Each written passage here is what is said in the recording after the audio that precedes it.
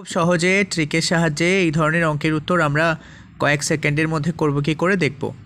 এখানে লেখা রয়েছে বার্ষিক 8% সরল সুদে 30,000 টাকার 4 বছরের সুদ কত টাকা হবে সেটা হিসেব করতে হবে। এই অপশানগুলোর মধ্যে কোনটা সঠিক আমরা দেখব। এই অঙ্কটা করতে হলে শুধুমাত্র একটা ট্রিক করব আমরা।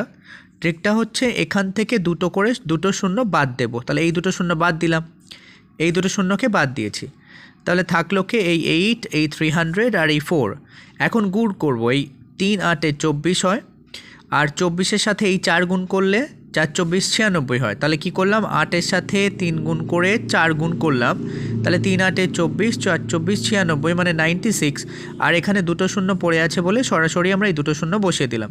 তাহলে এই তিনটেকে গুণ করালেই আর দুটো শূন্য বসালেই উত্তর হয়ে যাবে অপশান এ সঠিক উত্তর। এই ধরনের কন্টেন্ট নিয়মিত প্রতিদিন পেতে চ্যানেল সাবস্ক্রাইব করে সঙ্গে থাকুন এবং অন্যান্য ভিডিওর জন্য চ্যানেলটি ভিজিট করুন, যেখানে হাজারো শর্টকাট টিকের সাহায্যে ম্যাথ করে দেওয়া রয়েছে।